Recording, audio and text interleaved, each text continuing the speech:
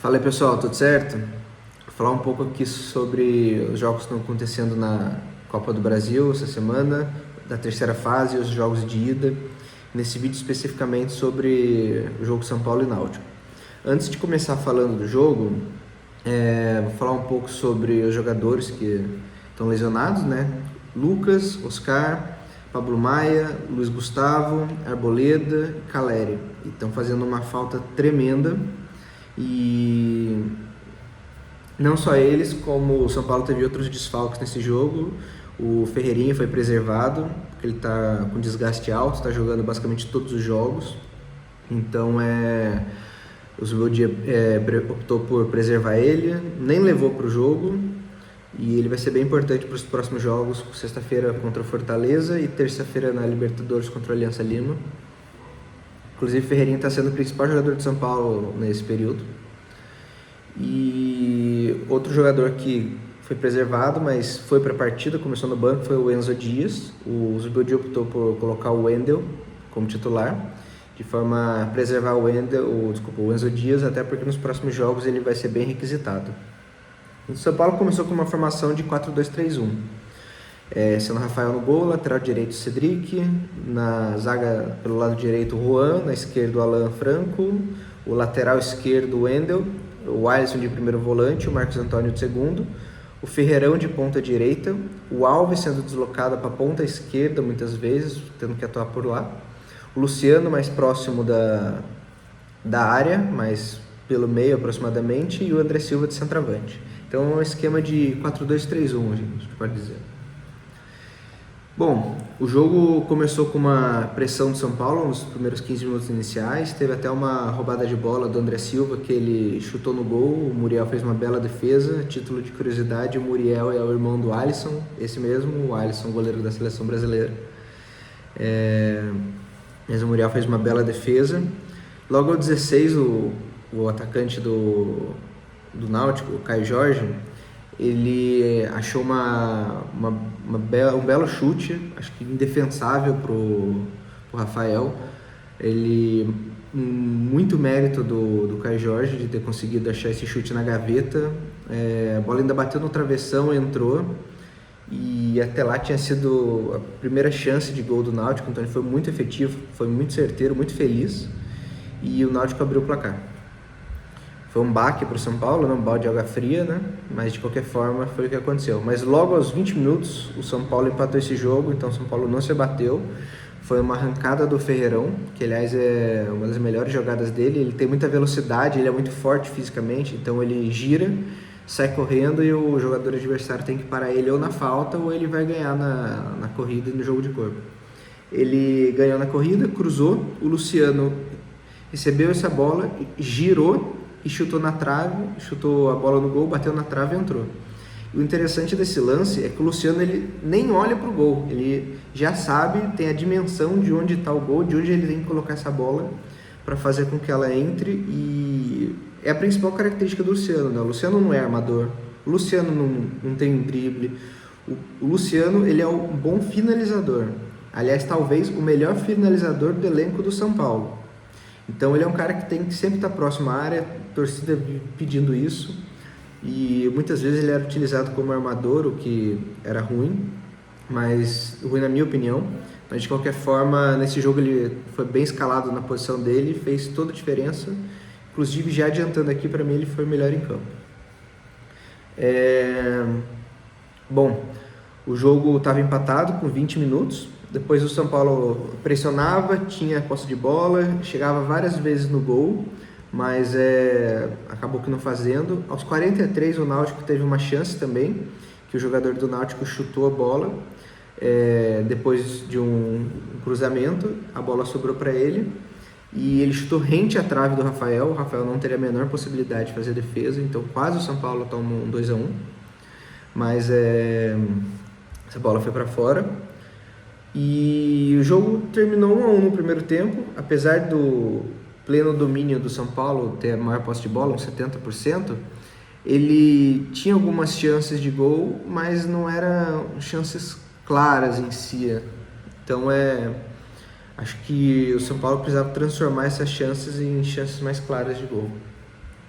O segundo tempo começou, aliás, uma coisa interessante antes de ir para o segundo tempo, é que no intervalo, na saída de campo do primeiro tempo, o Zubeldia foi reclamar com o árbitro. Mas reclamar do quê? O jogo não teve nenhum lance polêmico, o jogo estava tranquilo, no primeiro tempo não teve nem cartão amarelo para nenhum jogador.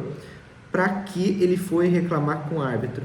Acho que talvez pelaquela entrada dos jogadores do Náutico em cima do Alves, que poderia ser interpretado como um possível pênalti. Talvez se o Alves tivesse um pouco mais malícia, se ele tivesse continuado a jogada, ter deixado a perna para ser atingida, enfim. Mas de qualquer forma, não tinha muita necessidade do Zubeldia fazer isso, de conversar com o árbitro a ponto de tomar outro amarelo. Tanto que no segundo tempo teve uma jogada que ele não pôde nem falar nada, porque ele ia ser expulso. Então o Zubeldia tem que se controlar um pouco mais.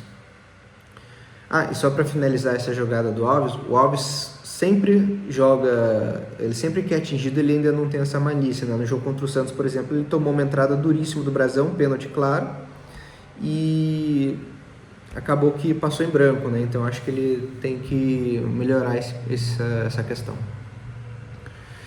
Bom, no segundo tempo, o São Paulo, em menos de 1 minuto de jogo, já fez o segundo gol.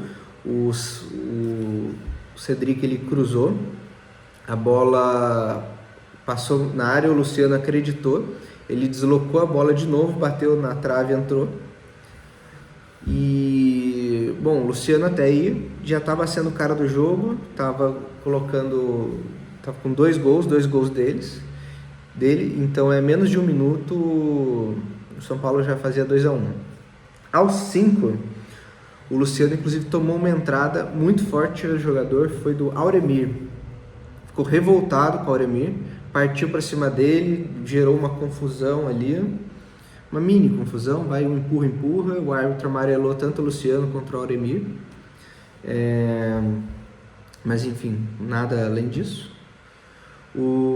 Tinha algumas arrancadas com o Ferreirão, inclusive uma delas parada pelo Igor Fernandes, que tomou amarelo também. E o jogo ficou muito em domínio do São Paulo, de quase fazer o terceiro gol.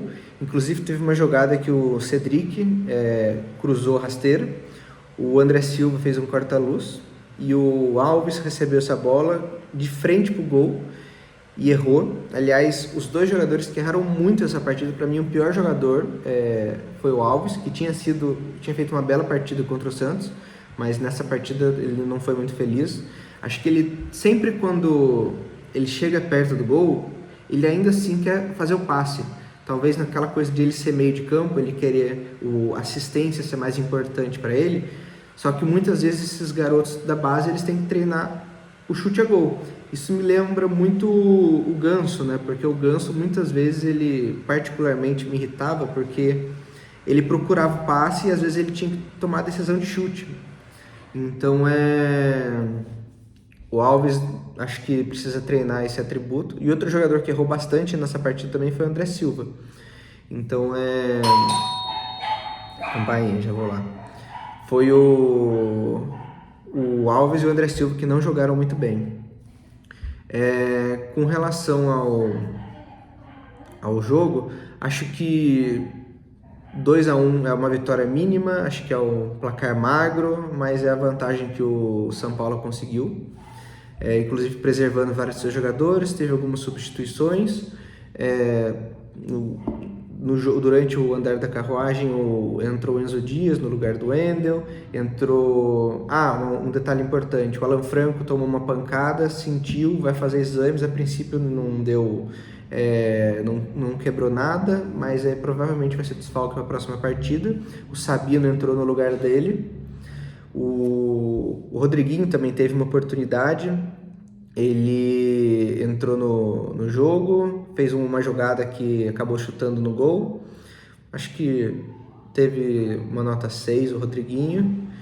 E o Rian Francisco também teve uma oportunidade. A única coisa que eu não gostei é que ele entrou no lugar do Ferreirão. Eu entendo que o Ferreirão estava cansado, mas o Rian Francisco, para mim, é centroavante. Então ele tem que substituir o André Silva, que também não estava bem no jogo.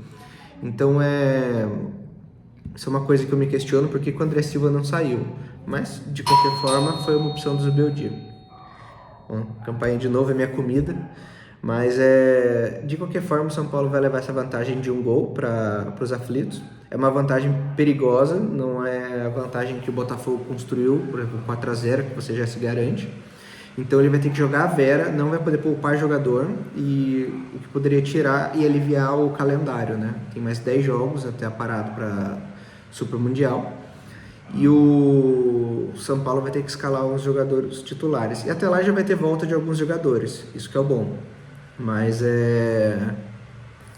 acho que o São Paulo poderia pelo menos ter feito 1 gol a mais se não tivesse perdido tantas oportunidades de gol.